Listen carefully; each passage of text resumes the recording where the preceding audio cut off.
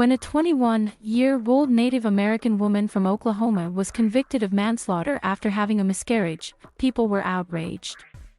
But she was not alone. Britney Pulau was just about 4 months pregnant and she lost her baby in the hospital in January 2020. This October, she was convicted and sentenced to 4 years in prison for the first-degree manslaughter of her unborn son.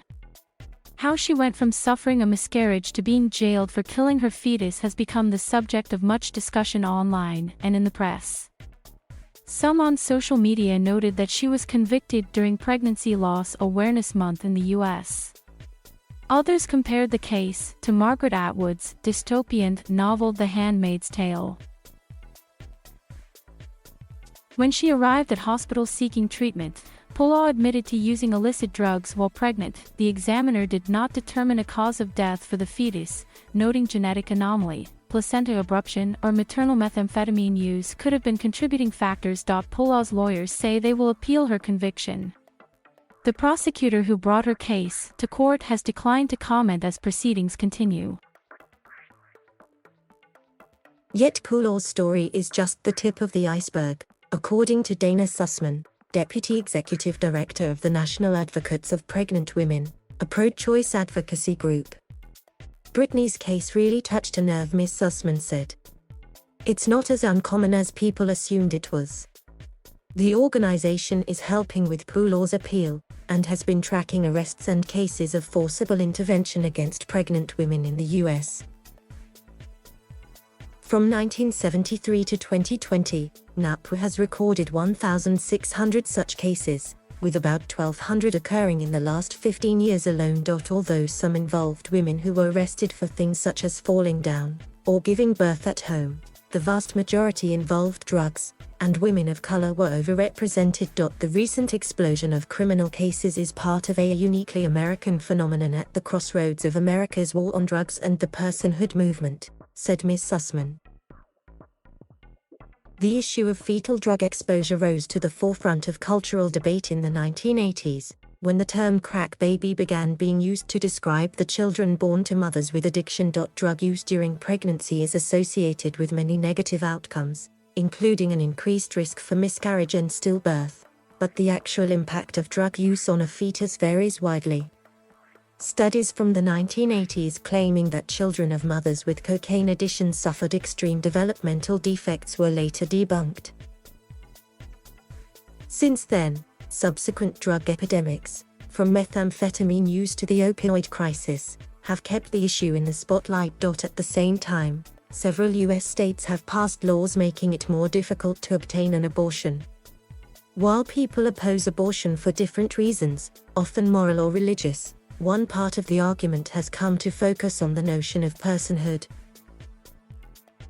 The concept of personhood is actually quite simple, said Sarah Qualley, president of Personhood Alliance Education, a pro-life organization. Personhood declares that humans are human and that our equality is based on our humanness. Nothing changes the scientific fact that we are biologically human from the very beginning until the very end. Therefore, as humans, we deserve equal protection under the law because we possess inherent, natural rights. The personhood movement has helped push forward laws that go beyond regulating access to abortion, to extend rights and protections to the fetus as if it were a born citizen of the state. Personhood Alliance Education also rejects things like medically assisted dying, embryo-destructive research and human trafficking. While the organization does not have a stance on whether the law should prosecute mothers who use drugs, Ms. Qualley said she personally supports measures that protect preborn children from the harm that occurs when a mother uses drugs while pregnant. But, our legal system must not only consider issues of responsibility and accountability, it must also focus on restoration and recovery for the drug addicted, she added. Substance use during pregnancy is considered child abuse under civil child welfare statutes in 23 states, according to the Guttmacher Institute, a pro-choice research institute. In half of all U.S. states, healthcare professionals are required to report pregnant women suspected of using drugs. In 2006, Alabama passed a chemical endangerment law that made it a felony for a child to be exposed to ingest or inhale, or to have contact with a controlled substance, chemical substance, or drug. Paraphernalia. An investigation by ProPublica has found that over 500 women were charged in the decades since the law passed.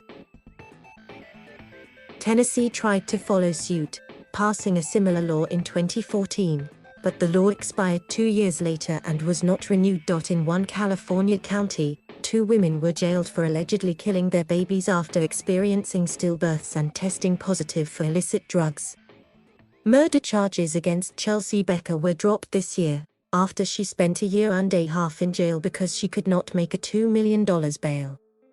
Meanwhile, Adora Perez is about a third of the way through an 11-year sentence for manslaughter after she pleaded guilty to avoid the harsher charge of murder.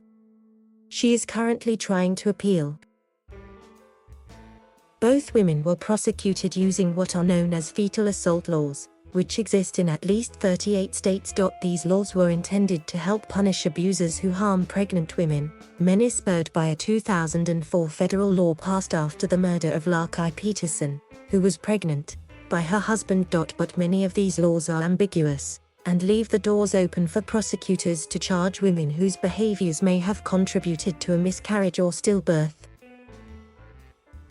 Some states have explicit rules about how many weeks old the fetus must be in order to be viable, others do not.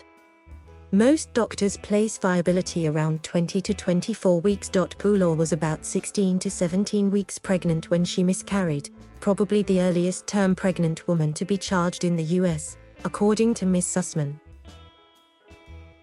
If Poolaw had had an abortion instead of a miscarriage, she would not have been charged at all, as abortion is legal in Oklahoma. But with the Supreme Court set to rule on the legality of a total ban on abortions in Texas, and tighter restrictions on abortion in a number of other states, reproductive justice advocates worry that the future could be more draconian. In countries where abortions are illegal, women have been arrested and charged with murder for having a miscarriage. Local authorities can accuse them of deliberately terminating their pregnancy. One such case, in El Salvador, which has one of the strictest abortion bans in the world, has gone all the way to the Inter-American Court of Human Rights, where ruling is expected by the end of this year.